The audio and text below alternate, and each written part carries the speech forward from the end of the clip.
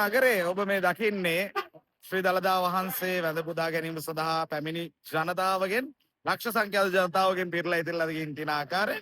ඉතින් social media වල ගොඩක් දෙනෙක් දකින්න ඇති සෑහෙන දෙනෙක් කුණු දාලා තිබ්බා මේ විදියට.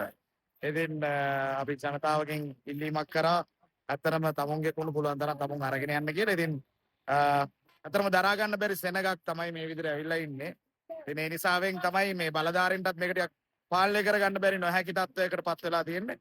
සම්පූර්ණයෙන්ම දැන් මම මේ ඉන්නේ කටුගස්තොට ඉඳන් දළදා මාලිගාව දක්වා දිවෙන මාර්ගයේ. ඉතින් කටුගස්තොට පාලම ආසන්න ඉඳන් කිලෝමීටර් ගාණක් දුරට මේ පොලිම තියෙනවා. ඉතින් ඒ නිසා තමයි දිසාපතිතුමා දිස්ත්‍රික් ලේකම්තුමා ඉල්ලීමක් කරේ මෙච්චර සෙනගින් නැද්දි තවදුරටත් එන්න එපා කියලා. මොකද හේතුව මේ සෙනගට යන්න දවස් 4ක් වගේ යනවා මේ මාලිගාව ආසන්නයට යන්න.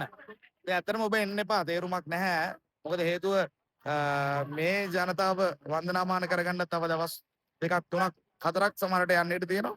ඒ යනවා කියන්නේ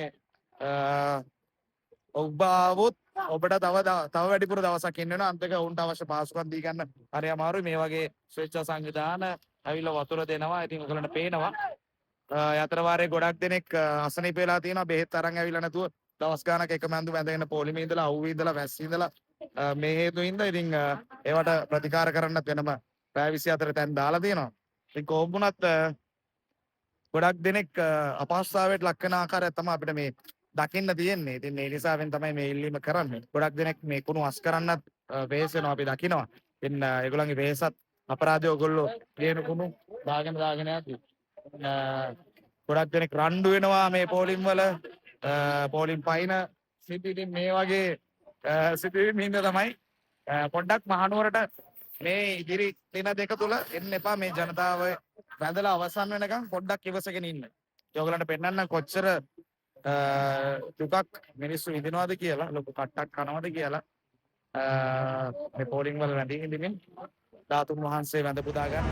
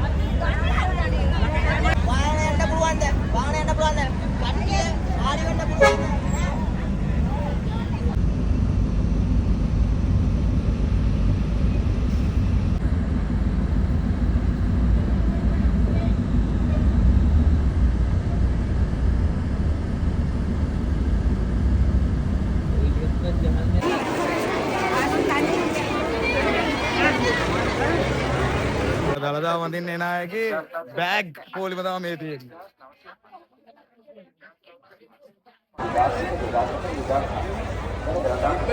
නැත්තම් සෙරෙත් නැද්ද? හොරකම් කරන්නේ නැහැ කිසි කෙනෙක්. තමන්ගේ බඩු විතරක් කරයි යන්න. අනුන්ගේ බඩු තියන් යන්න.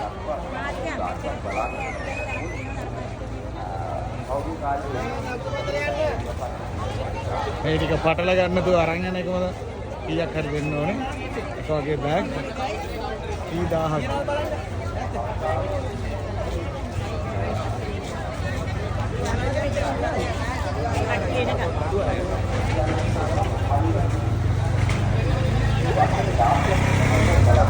දළදා මාලිගාව ඉස්සරහ පිටවල තියෙන පැනඩෝල් එකෙන් සුවසහන මධ්‍යස්ථානය කියලා තැනක් මේ පොලිමේ ඉන්න ලක්ෂ සංඛ්‍යාත සදහැවතුන්ට ප්‍රතිකාර කරන්න. ඉතින් මේ වගේ තමයි ස්ථානයේ තියෙන්නේ. ඉතින් ඒගොල්ලෝ සමහරට කිව්වට විශ්වාස කරන්න ගන්න සමහර අය ඉන්නවා මෙතන දැන් මේ ප්‍රතිකාර වලට ඇවිල්ලා දින 5 පොලිමේ හිටපයි. දැන් මේ ඒ වගේ කෙනෙක් පොලිමේම ඉඳලා එයාගේ කකුල සම්පූර්ණයෙන්ම ඉදිමිලා මට පෙන්වන්න මේ කකුල සම්පූර්ණයෙන්ම ඉදිමිලා. ඉතින් වෛද්‍යවරු පරීක්ෂා කරනවා. ඉතින් මේ වගේ මේ සෑහෙන පිරිසක් ඉන්නවා මේ පොලිමේ ඉඳලා එකක් කලන්ත ගතිය විලා අවුවේ සෑහෙන පැය ගානක්. ඊට අමතරව එක එක රෝගවලට අදාළ රෝගීන් තමුන්ගේ බෙහෙත් අරගෙන ඇවිල්ලා නැතුව පොලිමේ දවස් ගණන් ඉඳලා බෙහෙත් බීලා නැතුව ප්‍රෙෂර් වැඩි වෙලා සමහර ආතරයිටිස් ඒ වගේ රෝග තත්ත්වයන් වැඩිලා ප්‍රතිකාර ගන්න ආපු අය මෙතන ඉන්නවා. ඉතින් මේ වගේ මධ්‍යස්ථානයේ පිටලා තියෙන අතරම වටිනවා මේ වෛද්‍යවරුත් එක්ක පැය 24 පුරා ක්‍රියාත්මක තැනක්. ඉතින් මේක තමයි අපේ සදහැවතුන් දවස් ගානක් තිස්සේ දා වන්දනාව වෙනුවෙන් පෝලිං වල රැඳී ඉඳපු එකෙන් ඇති වෙලා තියෙන එක ප්‍රතිඵලයක් තමයි මේ. Mehingi na, mehingi na, sir, mehingi na.